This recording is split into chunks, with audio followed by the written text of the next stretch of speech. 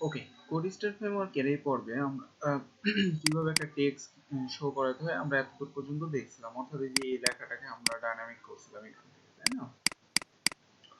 So এখন আমরা এই জিনিসটাকে আর একটু সুন্দর করব। হ্যাঁ, সাপোজ এটাকে এই ব্যানারটাকে আমরা ফুললি ঠিক করব। এই জন্য আমি যেটা করব, এই হেডার অপশনটা, হেডার সেকশনটাকে এখন আমরা করে ফেলবো ব্যানার সেকশন। সো এই জন্য আমাদের যেটা করতে হবে সেটা হচ্ছে যে আমরা এই যে এখানে কাজ করছিলাম এই ফোল্ডারের মধ্যে। সো এই যে হেডার সেকশন, এই জায়গায় আমরা সাপোজ দিয়ে দিলাম ব্যানার সেকশন, ঠিক আছে, টাইটেলে।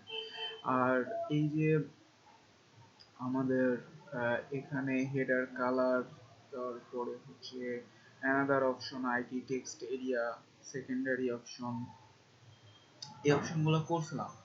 সো আমাদের এখানে একটা জিনিস সেটা হচ্ছে যে যখন আমরা এবার রিলোড দিব ব্যানার সেকশন, তাই না, যে ফার্স্ট অপশন তারপরে সেকেন্ডারি অপশন এগুলো না দিয়ে আমরা এই যে এটা দিই হচ্ছে যে সাব হেডিং, তারপরে হচ্ছে টাইটেল অ্যান্ড বাটন, এই জিনিসগুলো সময় মতো সাজায়ে আমরা করি, ঠিক আছে। সো ফার্স্ট অপশন কোনটা সেটাকে আমরা একটু খুঁজি।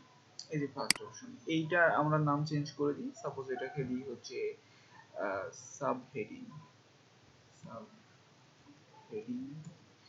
নাও আমরা এই যে এটা টেক্সট এরিয়া না করে এটা আমরা টেক্সট করব। ওকে, এটা আমরা করে দিলাম হচ্ছে হেডিং। আচ্ছা, আর এই কালারটা থাকুক, সমস্যা নাই, আমরা আরো বেশ কিছু বানাবো। সেটা হচ্ছে আমরা এবার দিব হচ্ছে যে বাটন টেক্সট। ওকে, তো আমি এখানে ব্যানার বাটন টেক্সট নামের একটা ভ্যালু নিলাম। সো একটা আইডি সেট করলাম। সো এখানে এবার টাইটেলটা দেব বাটন টেক্সট। ওকে, আরেকটা নিব এটার ইউআরএল এর জন্য, ইউআরএল সেট করার জন্য আপনারা চাইলে এটাকে কিন্তু অ্যাড অন হিসেবেও বানাতে পারেন। ওকে, সো আমরা জাস্ট এটা হচ্ছে যে কোডস্টার যেহেতু শিখতেছি কোডস্টারেই করি।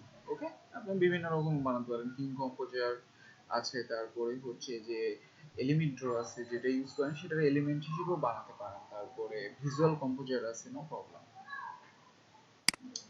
আচ্ছা, ব্যানার বাটন ইউআরএল। ওকে, নাও আমরা এটা দিলাম বাটন ইউআরএল। আচ্ছা, এখন এখানে টাইপ দেওয়া আছে টেক্সট, আমাদের কি আসলে ইউআরএল নামের কোনো কিছু আছে? এখানে ডকুমেন্টেশনে গেলে দেখতে পাবেন যে এখানে যে টেক্সট নিচে যান, দেখেন এখানে কোনো ইউআরএল নামের কিছু আছে কিনা। ইউআরএল নামের আমরা কিছু দেখতে পাচ্ছি না, তাই না? সো আমরা টেক্সট দিয়ে এটা ইউজ করতে পারি, নো প্রবলেম, টেক্সট। সো আমরা যেটা আছে এটা ইউজ করলাম। ওকে, নাও সেভ। নাও এবার যদি আমরা একটু এখানে আসি, রিলোড দিই, এই যে সাব হেডিং, দেন হেডিং, দেন বাটন টেক্সট, দেন বাটন ইউআরএল সুন্দর মতো আছে। তো এখন আমরা এগুলোকে ডাইনামিক করবো। সো ডাইনামিক করার জন্য আমাদের অবশ্যই এটা কোথায় আছে, হেডিং এ আছে, তাই না? সো আমরা এখান থেকে হেডিং সেকশনে যাব, হেডার, header.php মধ্যে আছে। এই যে আমরা এখানে জাস্ট এই যে ব্যানার প্রি এই নামের কাজটা করছিলাম। তো এটা কিভাবে করছিলাম সেটা আপনারা অবশ্যই প্রিভিয়াস ভিডিওটা দেখলেই বুঝতে পারবেন। সো এখন জাস্ট আমরা যদি এটা বানাই যে হেডিং বা টাইটেলটাকে এখন ডাইনামিক করতে যাচ্ছি, অর্থাৎ এই লেখাটাকে, so heading.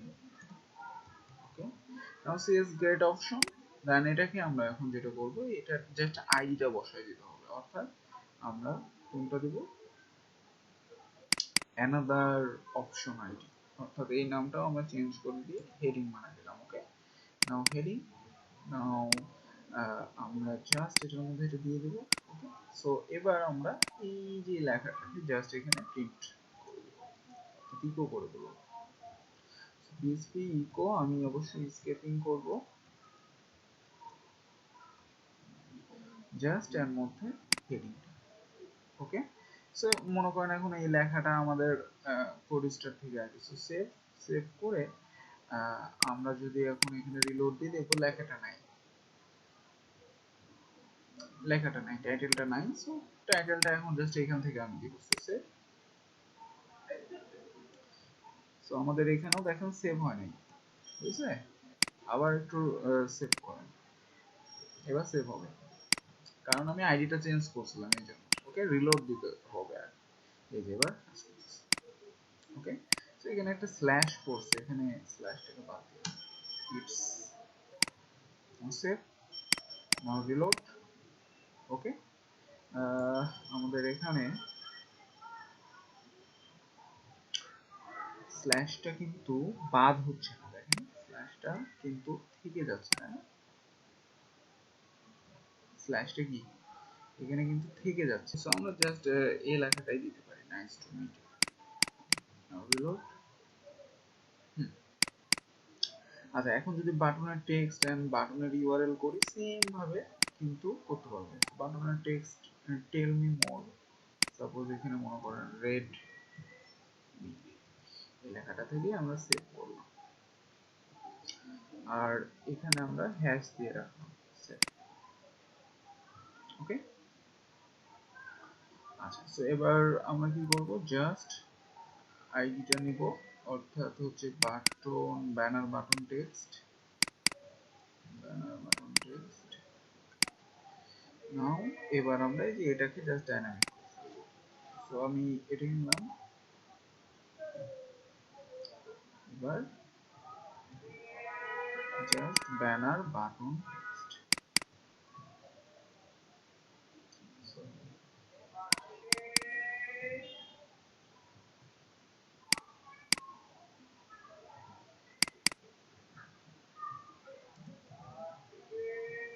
Now save, reload, রেডমি। ওকে, সো এখন আমরা যদি ইউআরএলটাকেও করতে চাই, জাস্ট এখানে আরেকটা নেন এন্ড ব্যানার বাটন ইউআরএল, আমরা এটাই দিলাম ভ্যারিয়েবল। সো এবার ইউআরএল, এই যে হাইপার রেফারেন্স এখানে, ওকে, এখানে জাস্ট ইউআরএলটা বসাই দিলাম। সো ইউআরএলটা দেওয়ার জন্য আমাদের যেহেতু এটা এবার অ্যাট্রিবিউটে আমরা সেট করতে যাচ্ছি, সো আমাদের কিন্তু এখানে কি দিতে হবে, ইএসসি এটিটিআর, এটিটিআর। আর এটা যেহেতু একটা ইউআরএল, সো এটিটিআর ও না, এটা এখানে দিতে হবে ইএসসি ইউআরএল। ওকে, ইউআরএলটা সিকিউর করার জন্য। সো এবার আমরা যেটা করব, যে বাটন ইউআরএলটা এখানে দিয়ে দেব, সেভ, এবার রিলোড দেন, দেখেন এখানে হ্যাশ আসে কিনা, হ্যাঁ এই যে হ্যাশ আছে, তার মানে পারফেক্টলি হয়ে গেছে। এখন ইমেজ, এই যে ব্যাকগ্রাউন্ড যে ইমেজটা আছে, এখন এটাকে কিভাবে করব, সেটা আমরা নেক্সট পর্বে দেখি। ব্যাকগ্রাউন্ড ইমেজ, আমরা কোনো একটা ইমেজ আপলোড করলে এখানে কিভাবে আসবে,